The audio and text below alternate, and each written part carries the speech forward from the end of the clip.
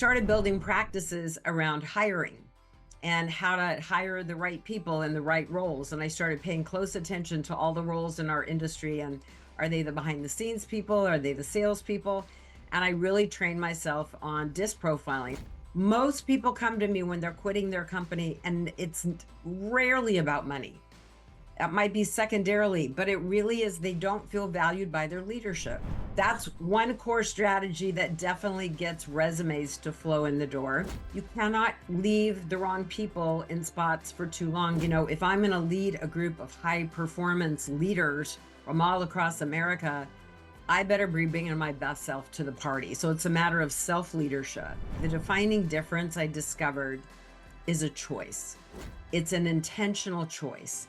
And if we don't love the way that our life and our business is going today, we have the ability to get up tomorrow and make a different choice. Welcome to the Leadership and Love podcast. We will cover leadership, mindset, personal development, and sales and marketing. You will experience thought-provoking conversations with both nationally and internationally recognized leaders. Our goal is to inspire you and deliver actionable items that you can implement that are going to help you accelerate your growth. Get ready to discover the magic and the power when you lead with love. Hey everybody, welcome back to another episode of Leadership and Love. And man, I have a treat for you today. A dear friend of mine that we've probably known each other 15, 16 years at this point. And she's just one of my favorite people on the planet. And I'm gonna share a couple things. Cindy, first off, thank you very much for being here today. Oh, I'm so excited to be here with you, Louie. This is such a joy for me too. So Cindy Ertman is a nationally recognized leader, transformational coach, and inspirational speaker who has dedicated her life to helping people break through barriers and live with greater intention. As the CEO and founder of The Defining Difference, Cindy empowers leaders to expand their influence by aligning their vision, values, and daily actions with the life that they truly want to create.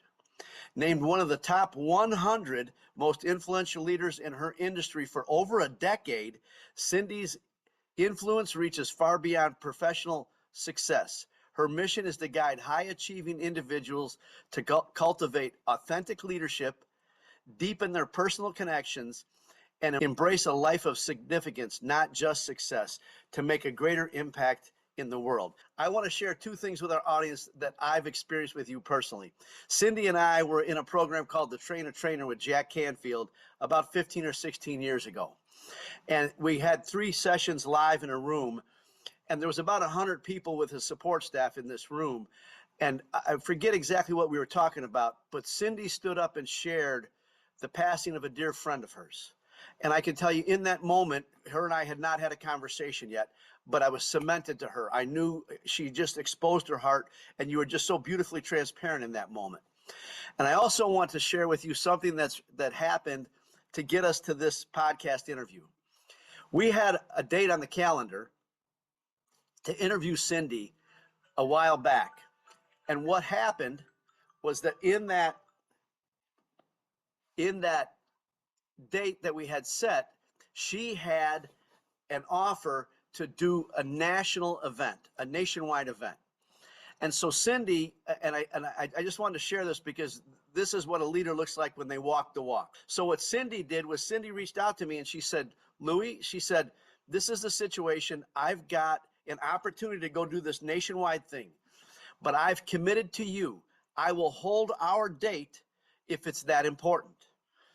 Now, I can tell you, Cindy, I will love you from now until the end of forever because of both those things. I felt so connected to you when you shared about the story about the passing of your friend, and the fact that she called me and said, Louie, I'm going to honor my commitment if I don't have any other options. But she didn't call up and make some lame excuse to cancel to go do another thing. She just lived in such great integrity. So Cindy, again, thank you for showing up and thanks for being you. You know, it's interesting you say that, Louie, because I was just leading my mastermind group live and in person this last weekend. And we had this conversation. I've got 12 leaders sitting in my family room. And we had this conversation about telling the truth. And many years ago, and I know this is completely off topic, you all, so just give me a little grace here, but a few years ago, many years ago now, like we all make up those little stories when we don't want to go to a dinner, we've Right. overcommitted ourselves, we're tired at the end of the day, we don't want to drive 30 minutes to our friend's house or whatever it may, or I don't want to put on a costume because I hate getting dressed up, whatever it may be, right? And have I done it and told the little white lie to get out of something, or I'm not feeling well, I can't come? And one day I'm just like, that doesn't feel good to me anymore. I'm just going to tell the truth. And the truth just has kind of set me free. And I'm like, we're all human. We all have our stuff. So, like a month ago, one of my girlfriends was having a dinner party and she was having some amazing leaders there. Did I want to go? Yes. But I'd been traveling for 2 weeks. I got home. I was exhausted, Louie. And I just picked up the phone and I said, I know you're going to be disappointed and I'm so sorry, but I'm exhausted and I have to pass for tonight. And it changes everything when you just tell the truth. Because you don't have to carry around those little stories, and I call them the little white lies we tell ourselves, right? So we just had this whole conversation about how freeing it is just to tell the truth and be human. Yeah. And so right out of the gate, I love this, Cindy. So my dad used to say all the time, when you tell the truth, you only have to remember one story. Right. But so what Cindy just touched on is a golden nugget. I refer to them because if you're going to tell little white lies to other people, you're telling little white lies to yourself. Right. And you start eroding your own self-esteem, your own self-confidence, and your own positive attitude. So, Cindy, we talked a little bit before we jumped on this interview.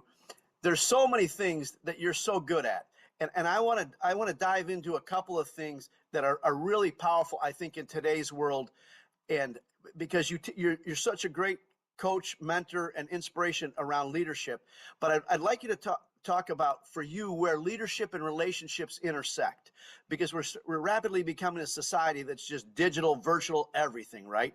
So I'd like you to start there. What's something that you share with your clients, with your mastermind groups, when you speak on national stages around the mortgage industry?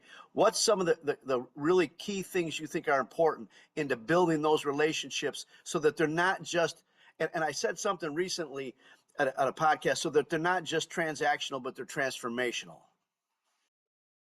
Well, first of all, I'm really wired at this stage of my life, but I think on many levels have always been wired and about making a bigger impact. And look, I have a, 30 plus year background in the mortgage industry and have had several different, jobs before that. But what led me to be so successful in that industry, even though it's a very lucrative industry, Louis, but I was never motivated by money. But what I was motivated by was changing people's lives through home ownership. And I did have this revelation of like, oh God, my gosh, the more relationships I develop, the more people I can serve, the more lives will be changed through home ownership. And I just could see when I was talking to a first time homebuyer who didn't believe there was any ability to own a home and to focus on how we could solve that complex problem to be able to find a path to get them into a home. My motivation was never about the commission check. My motivation was about building a relationship so I could serve more people. And in the mortgage industry or real estate industry, I tell people all the time as a coach, it's like you're not really in the mortgage industry, you're in the relationship business. And so it's about focusing on ways to deepen relationship. And one of my core signature trainings that really has nothing to do with mortgage is called connection to conversion, and it's 40 quality questions to ask when you're meeting with another leader or you want to have a relationship with, whoever your person you're trying to sell your wares to, right? It's like it's not about you when you're sitting in that first meeting, and there's a lot of salespeople in the universe, right? It's not about us. It's about the person we're in service to sitting right across. So my approach to building my business was in service to them. So I spent about 10 years creating this training called Connection to Conversion. I did a lot of study on psychology, how we're wired, because I became committed or just almost obsessed with there has to be a way to form real relationship, not contrived, real relationship with my referral partners faster. Because yes, was that going to help me build my business? But that would help me serve more people. And so this 40 questions that I put together is a series of questions that starts with business, transitions into life, and crescendos with some pretty bold questions. We asked this person. Most people have never been asked those questions in a business meeting, and it changed the entire dynamic of how a relationship gets birthed. And that has helped me build lifetime relationships with not only clients, business leaders nationally, and now I help other people do the same. That's awesome. So one of the things she talked about for your listeners that I want you to catch is a couple things that she said I thought were so powerful. The first one is that she's got her purpose and her passion, and I really believe our business or what we do in business is our spiritual practice, right, Cindy? It's our way of helping, healing, and serving the world. But what she said was she got really good at building relationships with her referral partners so that wasn't just transactional. And I think that's so critical, right? Because that's how I love the word exponential. I share it with people all the time. I think that's how you exponentially grow anything. The other thing that Cindy said that I don't want to be lost on our listeners, and that is that to accomplish anything great, you need a team. So Cindy, and one of your many expertises is team building as well. So let's kind of transition to from your 40 questions into some team building. What are things you do when you go into organizations or you speak to an audience to tell them, these are some tactics, some skills, some strategies on how you build a great team? Well, my partner and I grew a mortgage region here in Southern California. We grew our own branch to be a billion-dollar branch in the mortgage industry. And so, I ended up hiring over the years hundreds of people. We were together over 25 years. And I mean, I'm going to be honest with you, I learned to do it well by doing it poorly in my early years. Our mistakes are what teach us how to do it right. So it's funny because I didn't used to think of myself as a systems person. And people don't even know sometimes what that word means. But I have since discovered that from my very early years in business, everything I've done, if I'm going to replicate it, I build a system around it. So I only have to build it once. I have done this inherently my whole career, which is how I ended up tracking all the success practices that I integrated into my business, is because I wanted to build systems that I could just implement because it was so much more effective and so much more time consume or so much more productive and less time. So I started building practices around hiring and how to hire the right people in the right roles. And I started paying close attention to all the roles in our industry. And are they the behind the scenes people? Are they the sales people? And I really trained myself on DISC profiling, and I became a DISC profile master.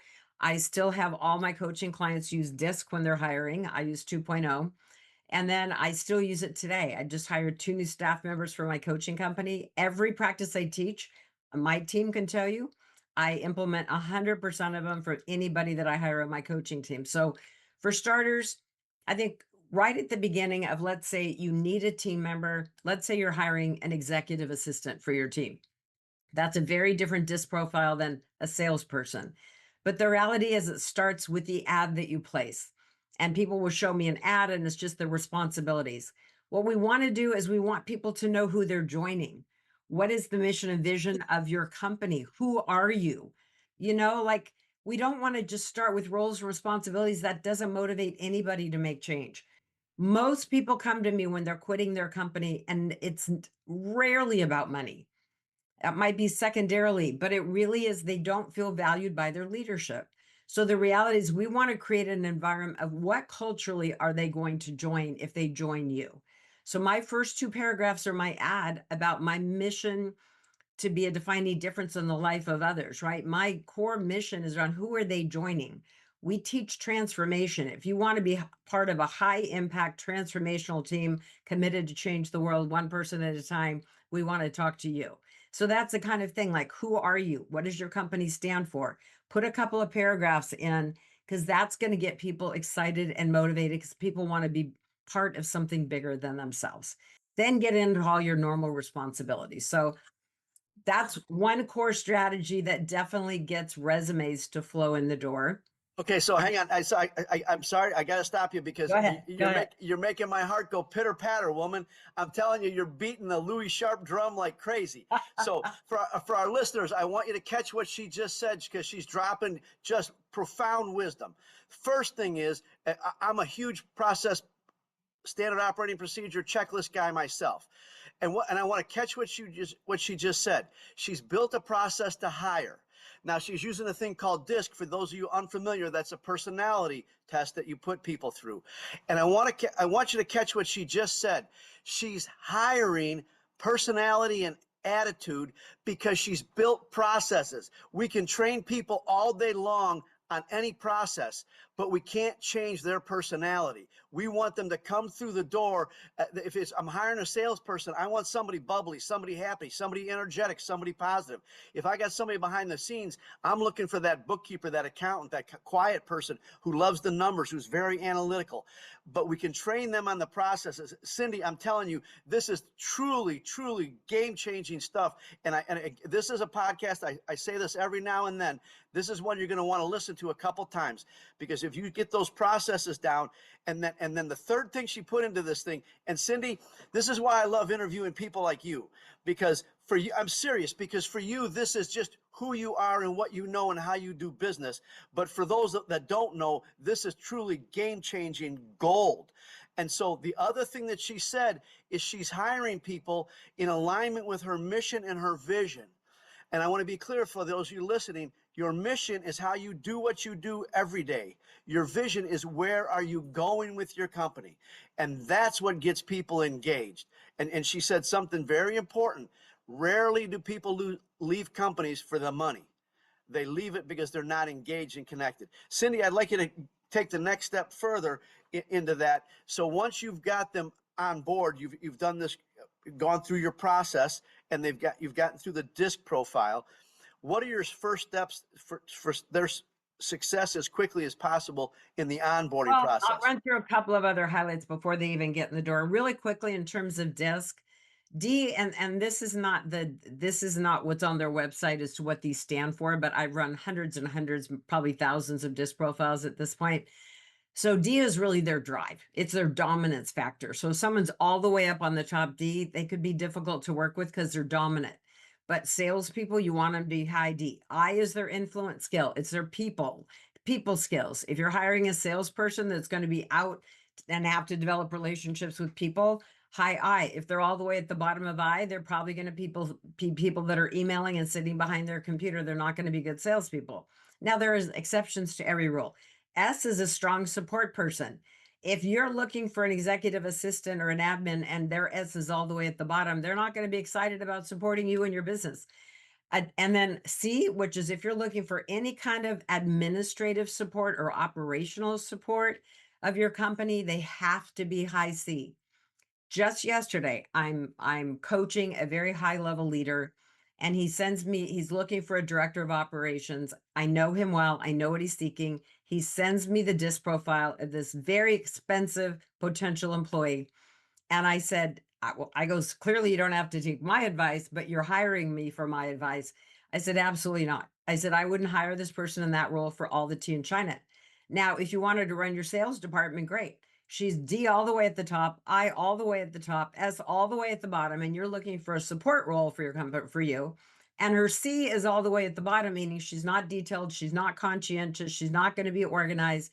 She'll go drive a sales force all day long. She can go recruit for you, she can go sell for you. But for the job you are looking for her to do as director of operations, this is not going to serve you. So it makes night and day. I hire off the DISC profile, not off who I like. Now, it's nice when there's a combo pack, right? But things like call references. I have key questions I ask every reference, and I have 25 questions I ask every person that I hire. I have a standard interview question guide that I created. I never have to think about my interview questions, and I haven't for 15, 20 years.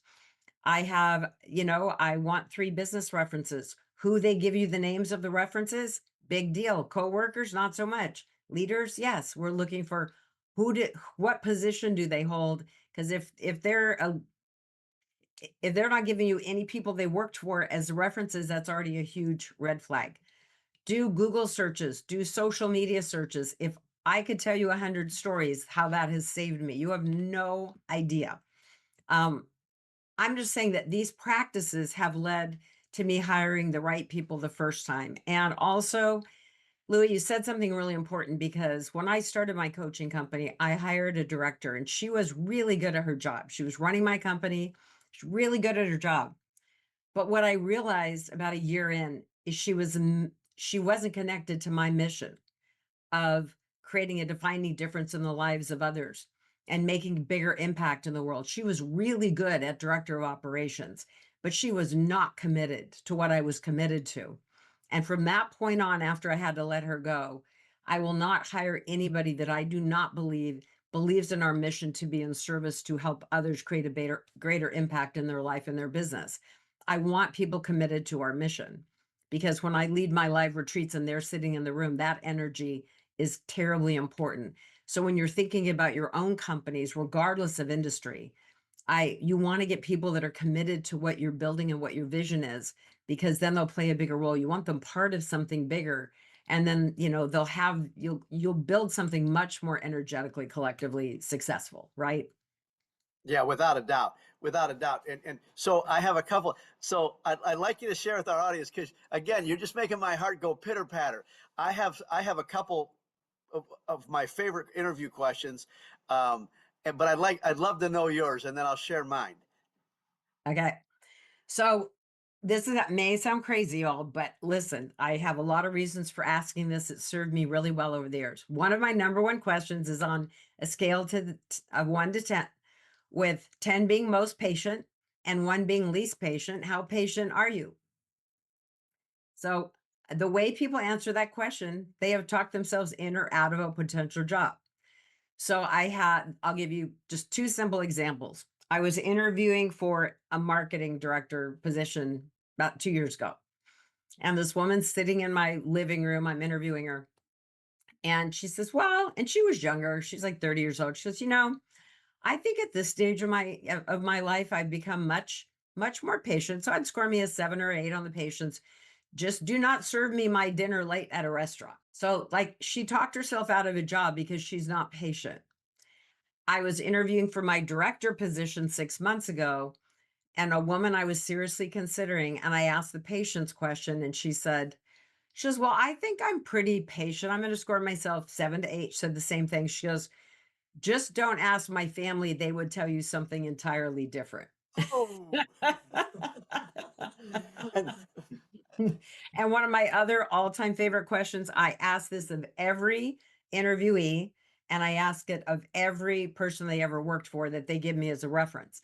And the question is, if we were to make this work, so if Louie and I decide that we're going to be a fit to work together, what is one area that I can help Louie grow? And so I would ask you the question if I'm interviewing you, Louie, so if this were to be a fit and we decide that we want to work together, what's one area I could help you grow?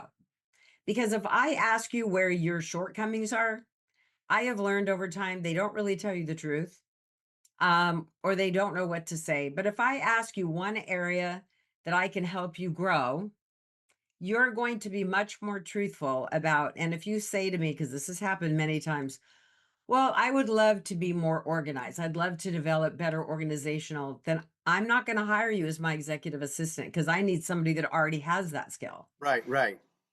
And if they say things like, because I had it happen recently, I haven't done a lot of personal development work, and I know you're really into that. And I think that's an area that I could really grow. So I think that you could be a teacher for me and what you teach through personal development. Someone said that to me, and I'm like, that's a cool answer. But they will frequently tell you, like one of the guys they interviewed last year, he said, my boss, I said, what's one area your boss would say you need to grow? He goes, I need to be faster in my deliverables. And I'm like, okay, see that they're telling you exactly where the weakness is.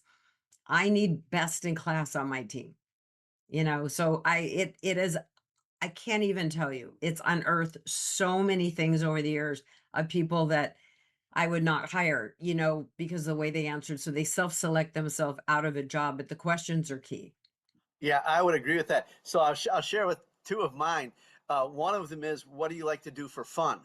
And I had somebody that I was interviewing as a front office person in my body shop, and she said, and you know, and I love that you ask lots of questions because I do the same thing. It kind of starts to set them at ease. But this woman said, my boyfriend and I are play darts in tournaments and leagues every night of the week. So this woman just told me she's out in a bar every night of the week, right? That's not who I want on my team first thing in the morning. And so and another one of mine is, what are you reading? And if they don't read it all, they've just self-selected out. I love it. I love having questions. That another question I always ask is share a little bit about things that are most important to you. What do you value? Because I think it's really important to know what people's values are. And then I always lead by example. So I'll say, tell me something in your life that you value and how you integrate that into your life. And I said, as an example, my number one value is trust. So I have to have people around me that I can trust. I can't have anyone working for me that I don't trust. It's a non-negotiable. I have to be able to trust my friends with my life. You know, I don't want people around in my universe if I cannot trust you. So that's important for you to know about me. So tell me a little something about you and something that you value. And then I let them share what they value. Because when people share what they value, you get to see a little bit of who they are. And that's what I'm kind of searching for in an interview. And so now, one of the things that Cindy, I love you. So one of the things Cindy just touched on is values. So if you do not know your company values or your own values, I highly recommend that as soon as this podcast is over, you write your company values or work on your company values, your mission statement and your vision statement. Because what she just said out loud, when you're making any decision, whether that's hiring somebody, how we're going to do something, who we're going to get involved with, who we're going to play the game with, you go back to your core values, your mission statement, and your vision statement and ask, does this person line up with that? And if they don't, then you pull the plug. That's very powerful, Cindy, very powerful. I'd like you to talk about now that you've onboarded them, what are things that you do to help cement them and have them have successes as quickly as possible? Well, I think where people just fall down is they bring people in and everyone's so busy, myself included. I get it. They don't take time to train the people that they bring in. And then 3 months later, 6 months later, they're not getting the level of productivity out of these people. So, one thing, and look, I'm still learning. I had not created when I had a director of my company leave last March, and it was traumatic because she had run my company for 5 years. She was, she's amazing. Fortunately for me, she's still a consultant and I love her to the moon. But the reality is, like, it was really challenging because I had not had her map out standard operating procedures for everything she does. And so, but that was something I had done for other roles in my business. So, first of all, if someone's leaving, let's say someone's giving you notice. And I think it's important for you all, if you're running businesses and listening to this podcast, you should go have every core member of your team start a list of every single thing they do.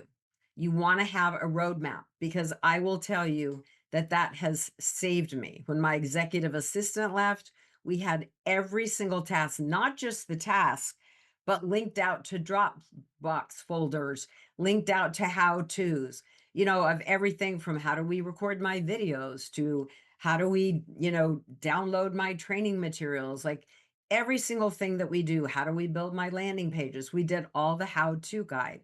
And so it saves so much grief for you as a business person, even if you just have an admin assistant working for you, to map out what they do. So if you bring in someone new, it saves so much time in the teaching and training process because they have a manual to follow. So building out standard operating procedures of what people do, no matter how simple. I just led my mastermind retreat. That guide is probably 22 pages long that we built over the last 10 years. We document every single detail from start to finish over 6 months as to how we execute on that retreat. We have a roadmap. We're not leaving it to chance. So that's key, I think, is just training and making sure that you're holding regular meetings with a new person. I use Microsoft To Do. It's a free app on my phone. I live by it. So I will keep a running total if I have a new employee, anything that's coming up. If they're doing something great, I put it in there. And this is just for me. If they're doing something challenge, if I need them to course correct, I'll meet with them weekly and I do the sandwich approach. I tell them what they're doing really well. I ask for the three things that I really need to work on to make shifts in what they're doing. I add in by wins. If you're not getting your things done quickly, add in a by win and then finish with something positive. But the reality is, hit things quickly and set expectations. So when I hire somebody new, I will say to them, look, I know there's going to be a learning curve to get you up to speed, but within 90 days, this is what I expect from you. Like when I was doing mortgages, I would say, within 90 days, I need you to be able to take this file from contract to close so I can go focus on generating new business. And I need you to drive the process. So I set expectations, but I'm going to train you on how to get there. And then we've got to course correct. The other thing is you cannot leave the wrong people in spots for too long because, it's like we're quick to hire and slow to fire. But the reality is, like, the economy's rough. We've got to make every person on our team count. So I will not tolerate anyone on my team that's not best in class. I will work with you all day long if you got a problem and you need help and support. But the reality is I will not keep the wrong people in a spot working for me. And I encourage my clients not to either train them up or train them out. Plain and simple. Yeah, I love that. So again, she just carries so much in a conversation. So one of the things I want our audience members to hear is one of the things that Cindy just talked about that is so powerful. That is in this onboarding process. I use the same approach, the sandwich. You say something good, you tell them what we're going to work on, and you tell them something that you're appreciating or that they're doing a great job at the beginning and the end. So it's not a whole you're all messed up and you're doing nothing right. The other thing that she touched on, I think is so powerful, is that there's deadlines and expectations set. And then you can hold people's feet to the fire. And for those of you that are business owners, she also said something, and again, Cindy, you have such great wisdom.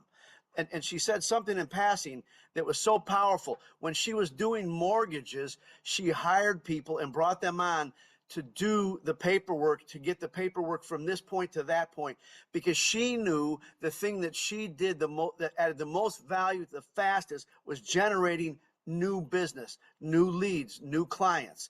And so if you're a business owner, there's huge power in everything that Cindy's talking about because you can set yourself free from the mundane things. My example I share with people is Bill Gates isn't ordering toilet paper for Microsoft, right? He's paying somebody to do that.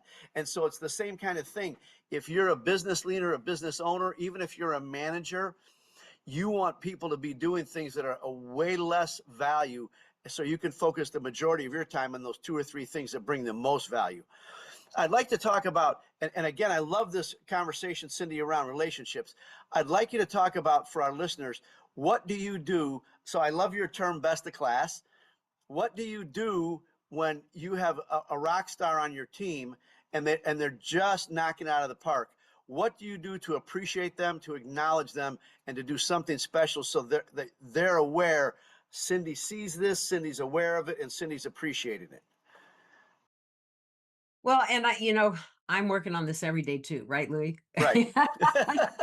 I will tell you that when I was running my past company, because we had so many employees, my team on my coaching and training company is smaller. But when, we had a much greater staff, and so I actually put it into my calendar on the first of every month to acknowledge and appreciate. Because if we're just left to our own abilities, like we always acknowledged our top salespeople the first of every month at our sales meeting. We always had our national sales rally every year where we gave out all the big mucky muck awards for all the top producers. But I also wanted to acknowledge the people that just went above and beyond in our organization. And so I would do, when I was running our mortgage company with my partner, we would do this thing where we'd have all of our staff vote on like who went above and beyond that month. But I would always put in my calendar on the first of every month to acknowledge like five people in our universe there that were I really noticed were kind of going above and beyond. And honestly, that was just to pick up the phone and say, hey, I just want you to know how much I appreciate you. You've been so great with the staff. I really I just had my retreat this last weekend I made sure on my kickoff dinner to acknowledge my team and my staff. It's a team sport. I'm not doing this alone. I couldn't do it alone. Giving them recognition for what they're doing. And I always want to make sure that even just the verbal praise and thank you is there. And obviously, you can do economic bonuses, and I'm a bigger fan of doing those, you know, kind of when people don't expect it. I love just saying thank you at times when people least expect it. But I think giving verbal praise to people when the rest of your team is around, if you've got a team meeting, to call people out and give them praise, it makes people feel good. It's just about, how do we make people feel valued? Because once we find great people, you want to retain them, right? And you don't want to lose them. It's too hard to find them. So making sure, like we just booked our holiday dinner out with my team, making sure that we're doing those things to celebrate each other and that we're getting to know each other. My team meetings on Mondays, we always start with, what did you do this weekend? And I got to tell you, Louie, that didn't used to be me. I had to train myself to be that person on Monday morning to say, hi, how was your weekend? Because like I'm a get to business girl. Right. I'm a Yeah. high D. You're a high I D.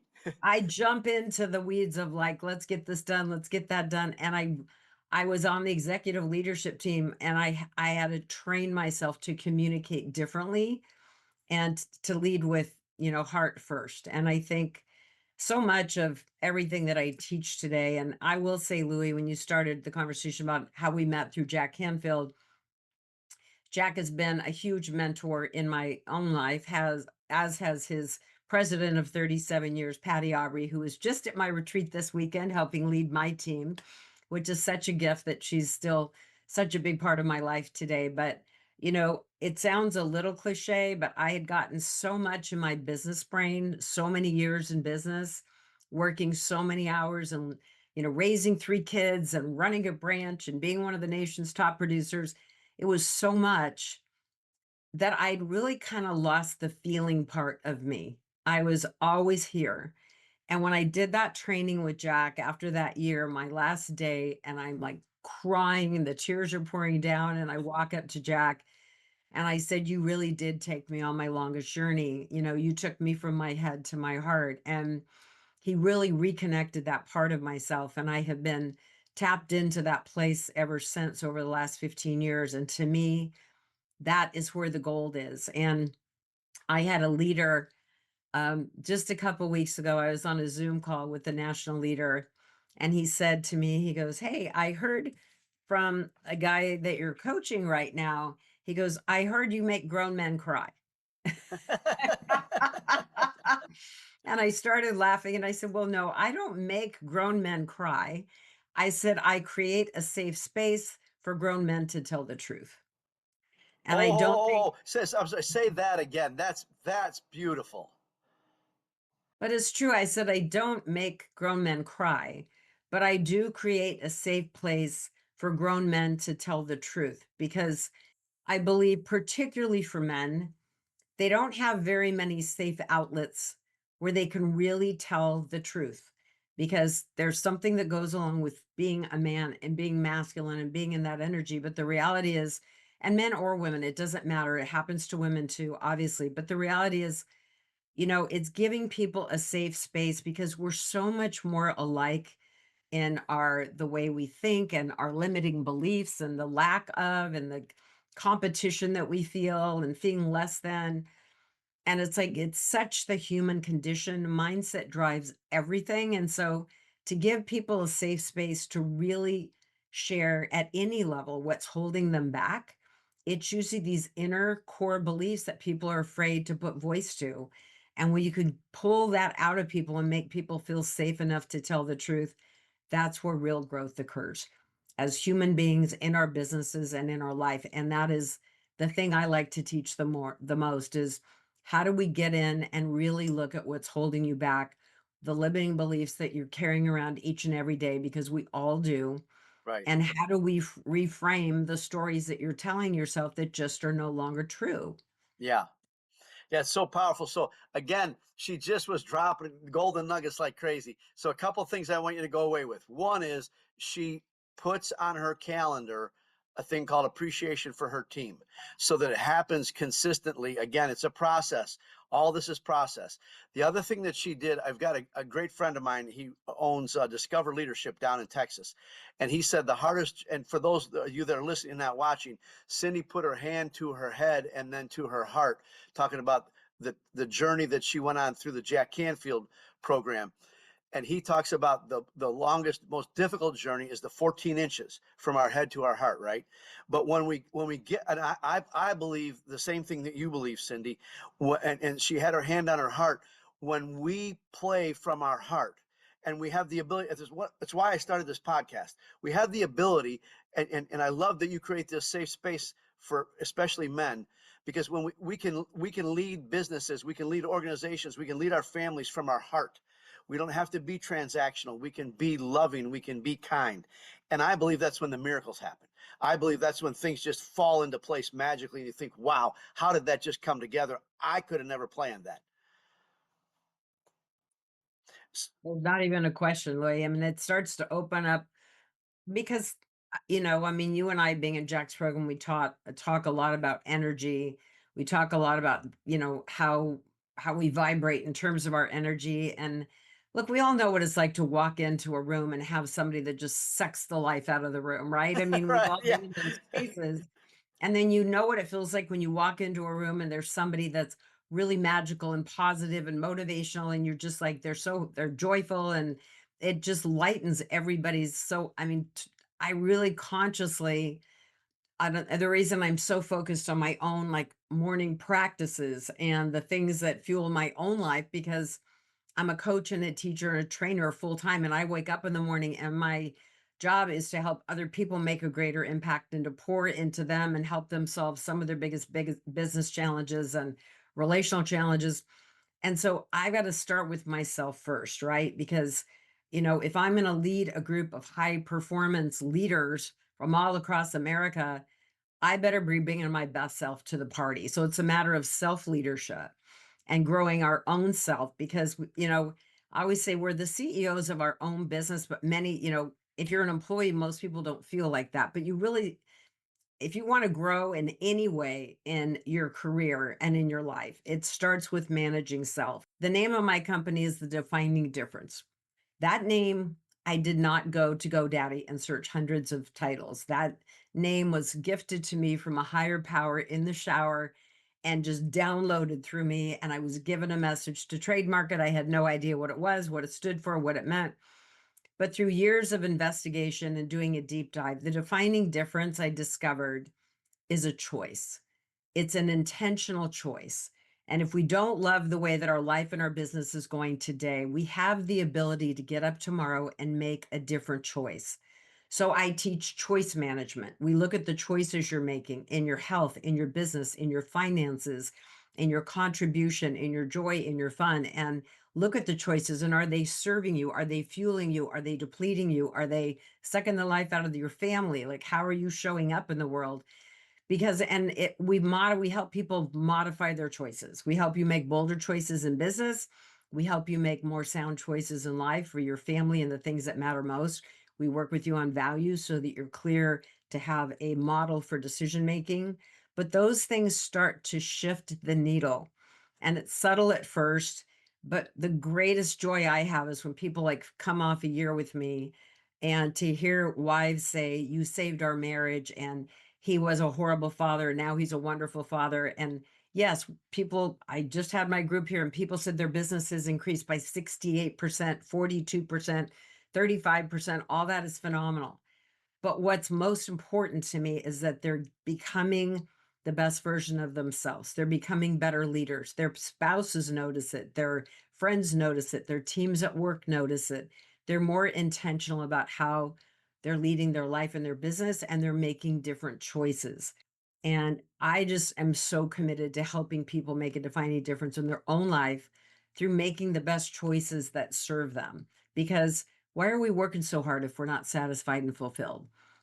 So just making money is not enough, certainly not enough for me. I want to teach people to make money and be satisfied and fulfilled in the process.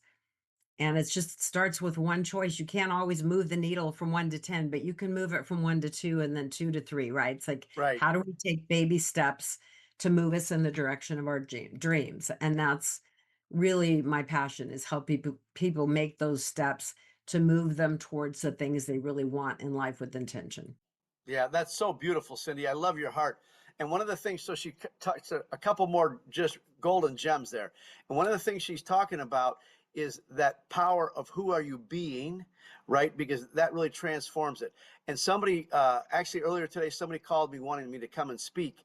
And they said, well, we're going to have employees in there too. And it sounds like a lot of the stuff that you're going to talk about is really for business owners. And I said, it's not really. I said, because if you're an employee, you're running a business called you, right? You still want to know what your salary goal is, or your what do you want to put away in savings and those kinds of things.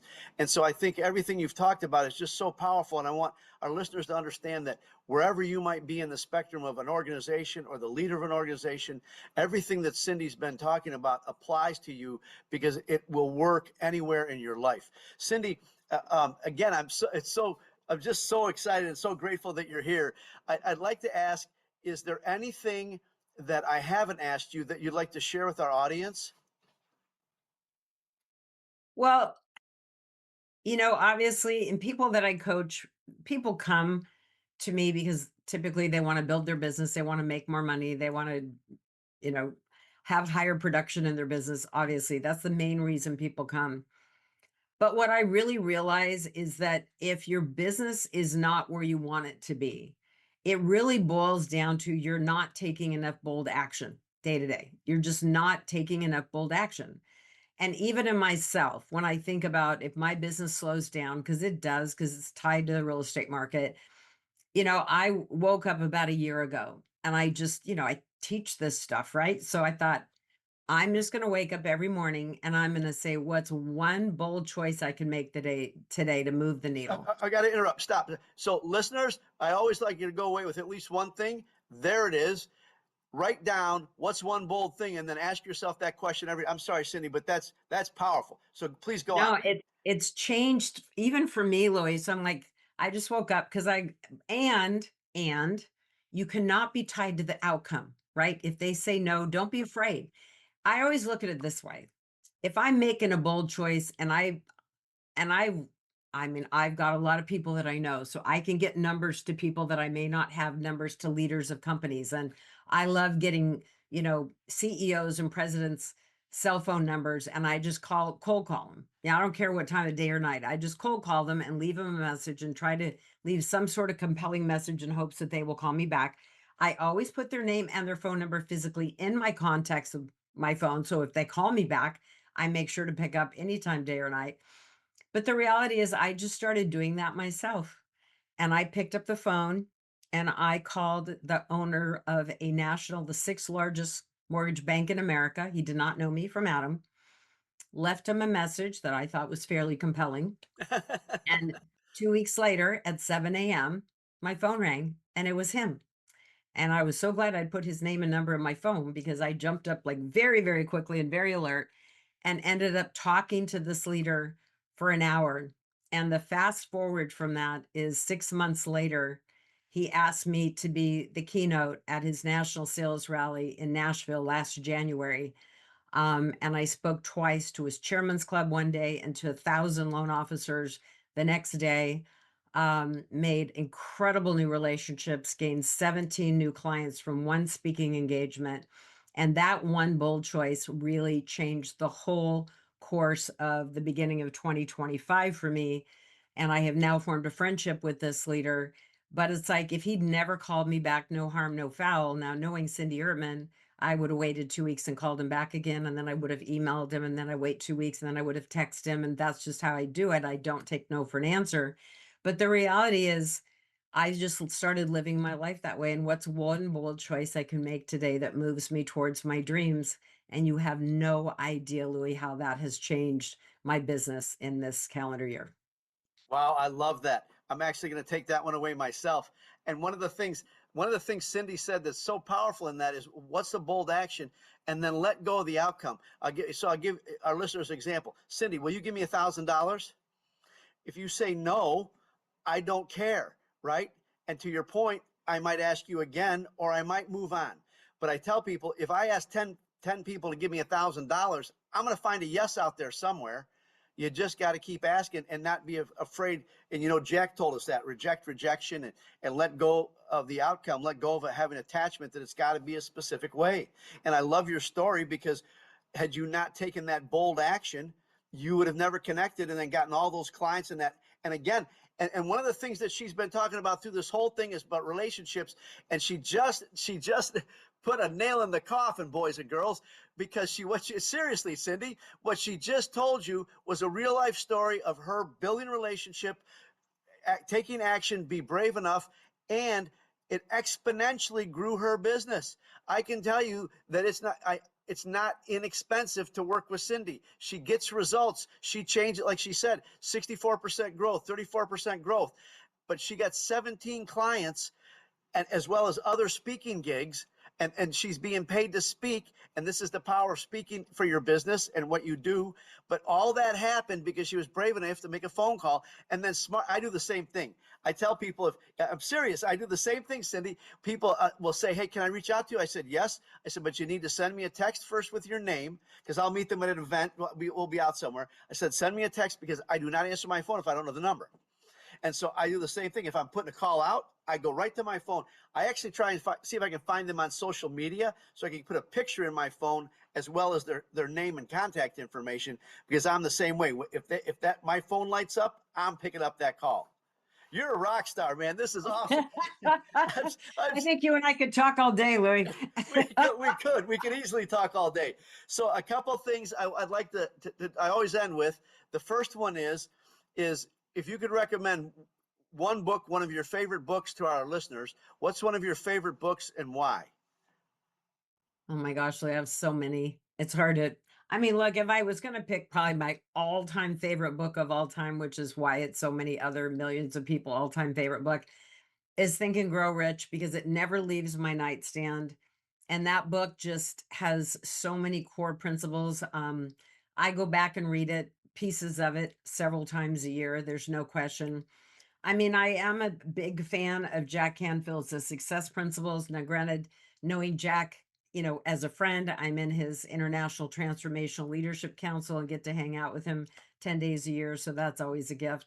And there's just so many basic principles. You talked about, one of the things that in there was ask, ask, ask. And if you have any idea, Louis, how many times I reached out to the Jack Canfield and asked him to help me with things. I was a co-host of a international television show called Wake Up TV, a conscious television show for women, and he was my first call, to get him on as a guest. And it did take some prodding from Patty, but I got to interview him on our television show, and because we got Jack to say yes, then I got Don Miguel Ruiz of the Four Agreements and Lisa Nichols, and it just helped, create all this to get all these amazing transformational leaders to interview.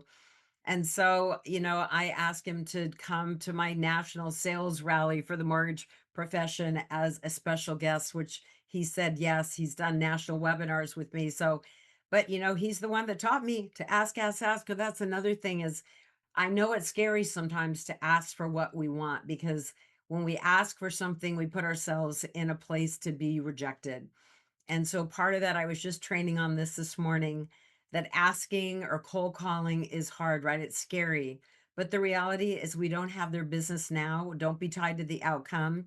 And I was just training this morning, and I was coaching a mortgage originators on calling realtor partners. And they're like, well, I don't believe they're going to want to talk to me, or they're already going to have people they work with. I go, yeah, but like, if I make the call, I leave a message that leaves them curious. Like, hey, I want to get together with you and talk about your marketing strategy, because I've been meeting with some other top realtors nationally and helping them build their marketing plan. And I think I've got some things that could really help you build and grow your business. Would love to get together with you. Make it compelling, come up with something, some reason they need to talk to you. But if I don't hear back from them, I have a system. 2 days later, I'm sending them a text message. 2 days after that, I'm sending them an email. And then I'm going to send them another text and go, hey, I certainly understand how busy you are, and I can really respect that. but I'm pretty persistent in case you hadn't noticed. And so I'm going to probably keep bugging you until you respond. So, and then I'll put like happy faces. And, try to make it light. Yeah. I don't take myself so seriously, but the best referral partner I ever gained in the mortgage space was the top producer in Manhattan Beach, California. And I text him and called him and emailed him once a week for 2 years and got no response for 2 years until I got a text message response. And his guy had retired or moved away. And he said, I'll give you 15 minutes. He came to my office. He was there for 2 hours. I walked away with a $1.4 million deal from him, and he committed his business on the spot because he said no one had ever pursued him as diligently as I had. And he knew I would pursue his clients with the same vigilance. And I won my number one referral partner because I never gave up or took it personally that he didn't respond. And that is a true story. Yeah, I want to share mine with you too, because mine was a 2 year trek as well. For my body shop, dealerships, big referrals, right? Big referral sources. And I was calling on a Chevy dealer, and he told me, "Yeah, we got a body shop. We got a body shop. I said, "That's great." I just said, "Keep me in mind if something happens." Sure enough, something happened. Like much like yours, but it was 2 years. It was 2 years, and then and much like what you did, exponentially grew my business because I got that business, but I didn't give up for 2 years. And I had the same kind of attitude, right? I was just joyful, happy to see him. I wasn't bitter, I wasn't angry, I wasn't in a hurry. I was just showing up saying, "Hey, I'm still around. If you need something, I'm here." And so again, you're right. We could talk for days. We could talk for days. So Cindy, is there? How can our listeners connect with you, follow you, learn from you? Do you have any resources on your website that they can get?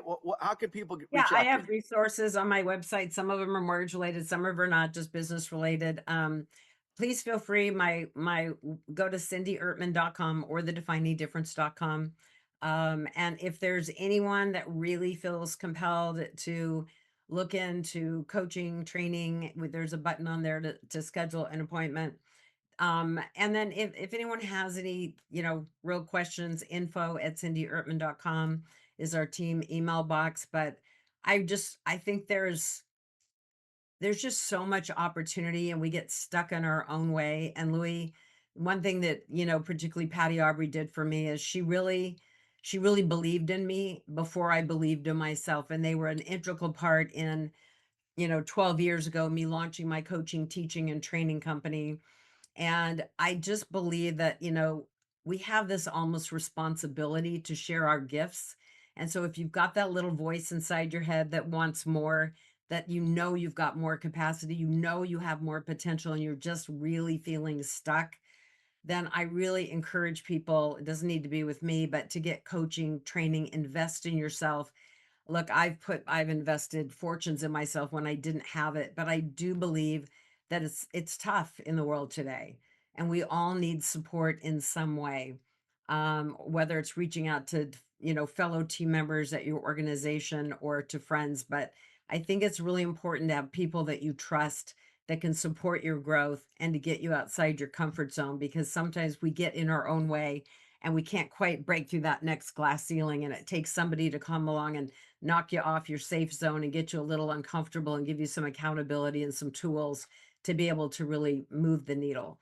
And as one who has broken through every kind of, I just go headfirst into fear now because I blasted through it so many times that I'm not, it's not that I don't have fear. I'm just willing to go into the eye of the storm to face it. And I think that when we can get people, when you can do that and you get to that other side of that one scary moment and you're like, oh my gosh, I had no idea that it was right here all along. And I just would push myself to do it. So sometimes you need a coach, a mentor, someone to help support you along the way. And that's just the gift that we offer, as you do too, with all of your incredible training, Louis. So we're obviously here to serve. Right, without a doubt, Cindy. And again, for our listeners, I'd like you to really sit down and what are you going to budget to make you a better you in 26?